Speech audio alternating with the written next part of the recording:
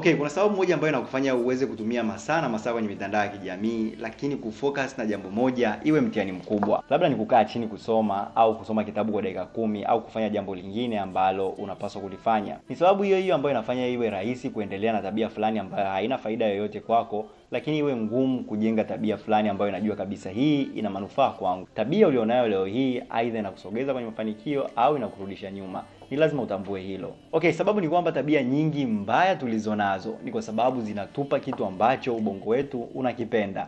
Zinatuvutia kwa sababu zinatupa matarajio ya kitu kizuri. Mtu anabeti kwa sababu anatarajia atashinda siku moja. Mtu anaendelea kuperuzi kwenye mitandao ya kijamii kwa sababu anajua atakutana na kitu kizuri ambacho kitamfanya afurahi, ajihisi vizuri. Na hapa tunakuwa tumejifunza kitu kikubwa, kwamba ili tabia fulani iwe rahisi kuendelea nayo na iwe rahisi kuijenga, basi ni lazima tabia hiyo iwe inavutia au iwe na matarajio mazuri.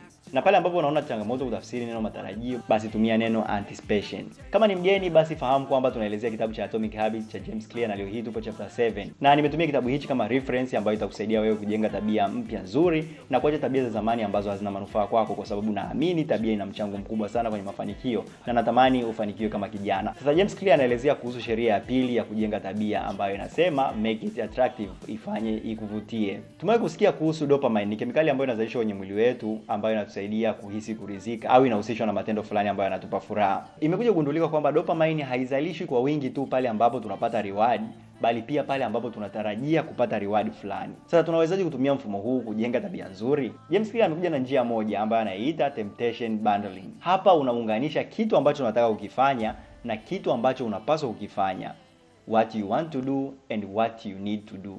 Unapenda kusikiliza music, basi unaweza kusikiliza music wakati unafanya mazoezi. Unapenda kuangalia movie, basi unaweza ukajiwekea kwamba nikisha kamilisha kusoma kitabu nitaangalia movie. Hiyo itakusaidia sana. Summary fupi ya video hii ni kwamba unapaswa kuunganisha tabia fulani ambayo unapaswa kuifanya na tabia fulani ambayo unapenda kuifanya. Sote tunatamani kufanikiwa, lakini kuna ukweli mchungu ambao tunapaswa kuufahamu. Tabia ni msingi wa mafanikio. Napenda kusema hivyo. Tabia ulizonazo leo hii aidha zinakusogeza kwenye mafanikio au zinakurudisha nyuma. Ni lazima ufahamu hilo. Na kwa maana rahisi ya tabia ni kile kitu au yale matendo yote ambayo unayafanya mara kwa mara kujirudia, na muda mwingine unaweza ukawa unayafanya automatic bila hata kujijua. Sasa ni wazi kwamba tunafahamu kwamba tabia fulani nikizijenga basi nitakuwa na mafanikio. Hiyo ipo wazi. Lakini inatuia vigumu kuzijenga tabia hizo. Chapter 7 ya kitabu cha Atomic Habits imeelezea kwa kina kwamba ili kujenga tabia fulani na kuendelea nayo mara kwa mara ni lazima uifanye tabia ile ivutie. Na hapa ndipo wengi tunapokosea.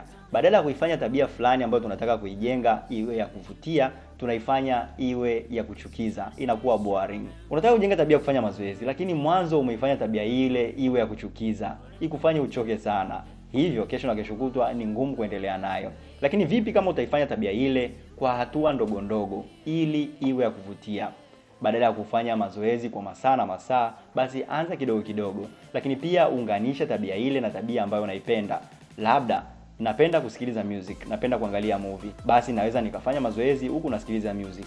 Au baada ya kufanya mazoezi nitafanya tabia ambayo naipenda, labda kula chakula changu kizuri au kuangalia movie au kuscroll kwenye social media na vitu vingine kama hivyo.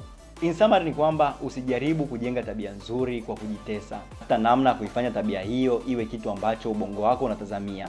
Ifanye iwe ya kuvutia. Unapofanya tabia nzuri iwe attractive, tunasema ya kuvutia, unaongeza nafasi ya kuitaka, kuifanya na kuirudia mara kwa mara mpaka inakuwa tabia yako. Na hiyo ndiyo sheria ya pili ya kujenga tabia mpya. Ifanye ya kuvutia. Lakini huu sio mwisho wa somo la tabia. Kila siku tunaendelea kujifunza namna bora ya kujenga tabia mpya na namna bora ya kuacha tabia za zamani ambazo hazina manufaa kwetu. Hivyo endelea kuwa nami kwenye video ijayo. Asante kwa kuwa nami mpaka mwisho wa video ya leo. Mimi ni Silvano Mushi. Mpaka wakati mwingine. Bye bye.